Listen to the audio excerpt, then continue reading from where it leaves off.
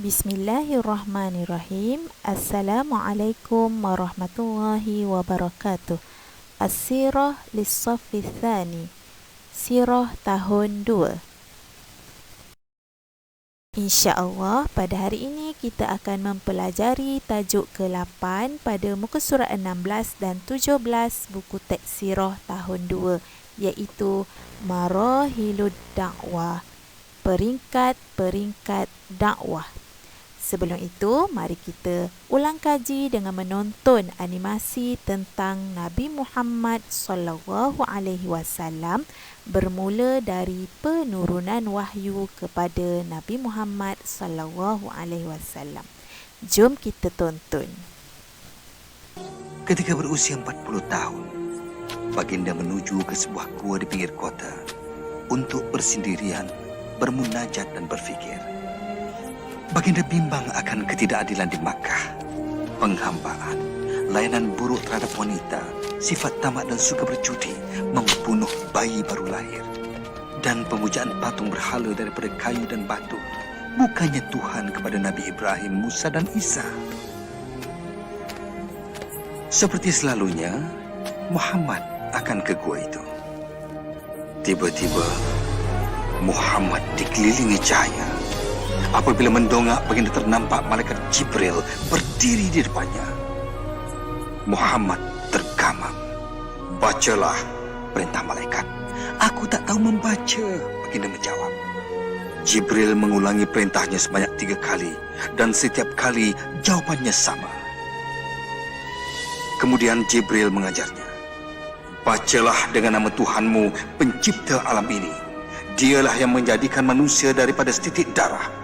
Bacalah, Tuhanmu yang Maha Kuasa, yang mengajar kamu menulis. Dia yang mengajar manusia apa yang tak diketahui." Selepas itu Jibril pun gaib. Muhammad SAW menggeletar serta bingung. Baginda keluar dari gua dan terus berlari ke rumah.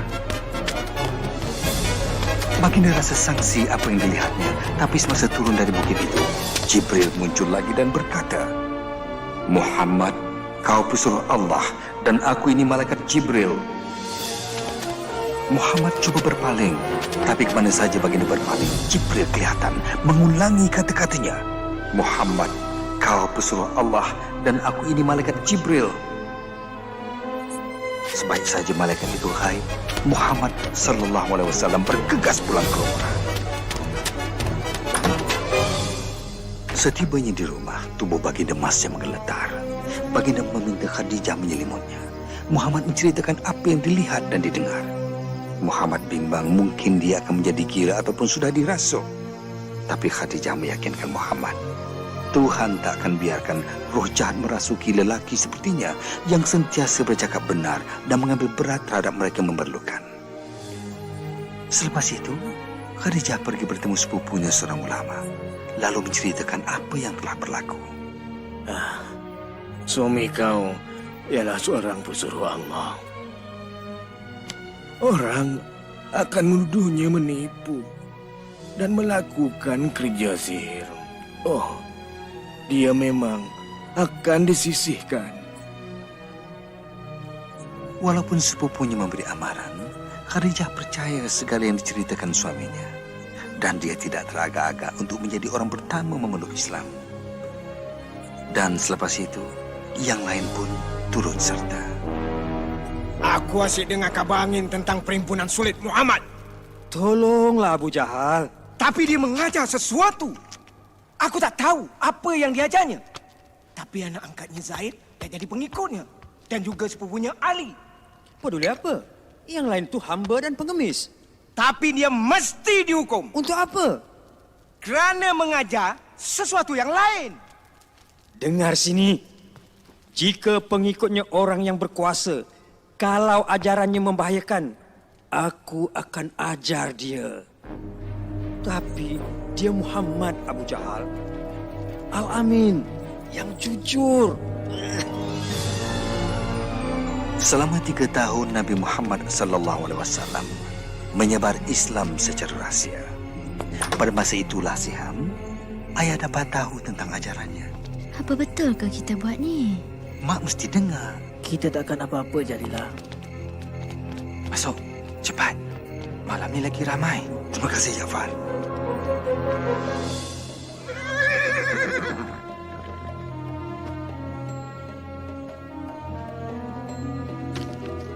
Kau pergi mana setiap malam untuk mendengar ajaran pesuruh Allah? Gembira rasanya mempelajari Islam daripada Nabi Muhammad sallallahu alaihi wasallam.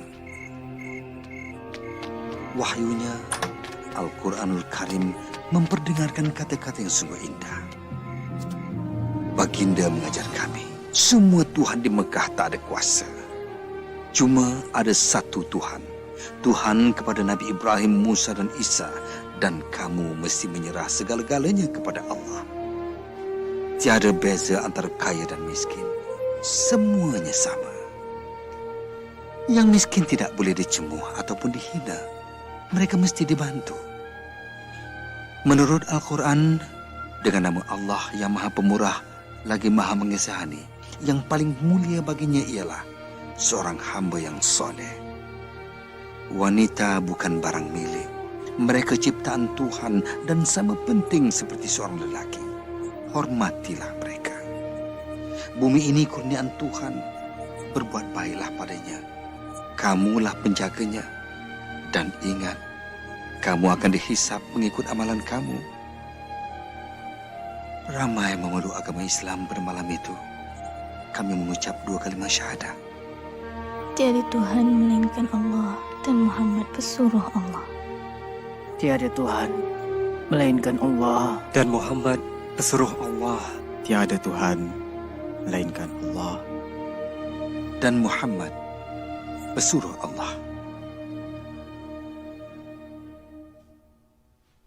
Kau takkan percaya, Amal.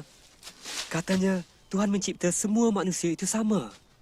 Kau mesti bawa aku kepada dia. Kau akan sedar juga akan bahaya ajaran Muhammad tu.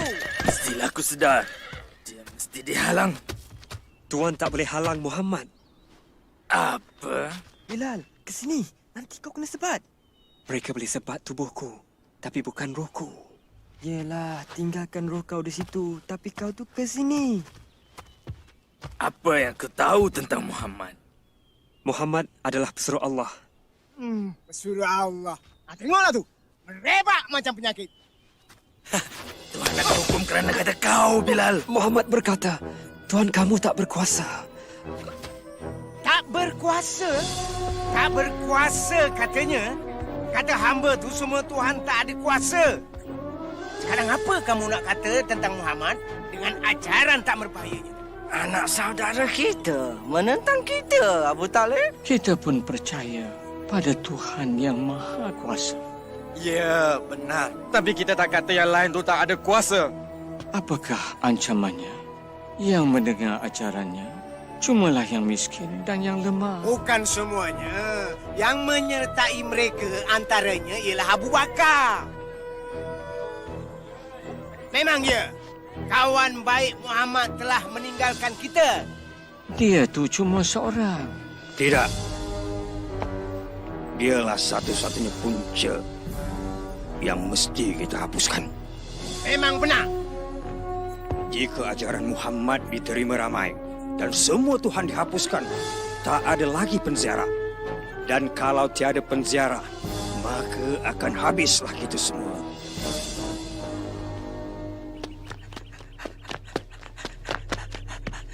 Pesuruh Allah telah memunculkan semboyan. Apa? Mekah diserang? Saya tak tahu. Jomlah.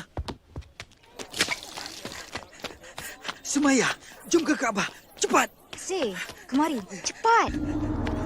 Apa yang sedang berlaku? Entahlah. Tu pun dia.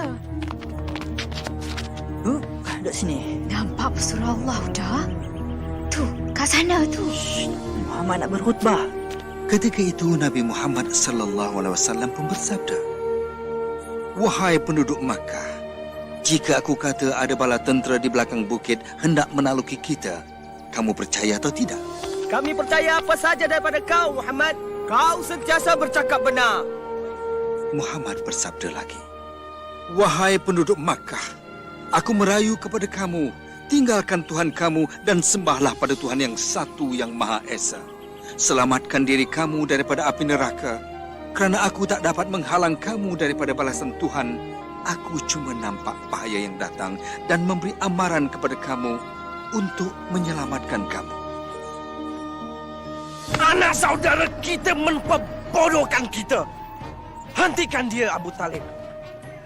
Tak malu kau, Muhammad? Kau kumpul kami semua untuk ini. Oh, baginda sungguh hebat. Kau percaya ke orang ni? Tentu sekali. Segala-galanya.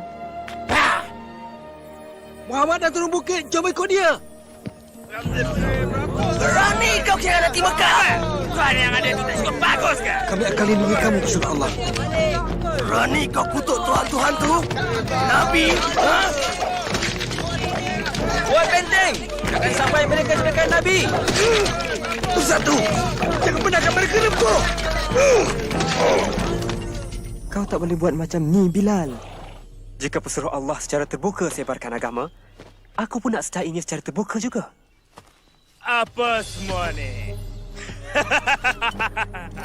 Nanti jangan bagi tahu aku, hamba aku dah jadi orang Islam. Alhamdulillah, kita telah selesai menonton peristiwa penurunan wahyu yang pertama kepada Rasulullah sallallahu alaihi wasallam dan juga permulaan dakwah Rasulullah di kota Mekah. Baiklah, mari kita fahami isi-isi penting yang perlu diingat dalam tajuk ini. Sebelum itu, kita kena tahu dulu apakah yang dimaksudkan dengan dakwah. Dakwah adalah perkataan bahasa Arab yang bermaksud menyeru dan mengajak umat manusia untuk beriman dan taat kepada Allah serta kembali ke jalan yang benar.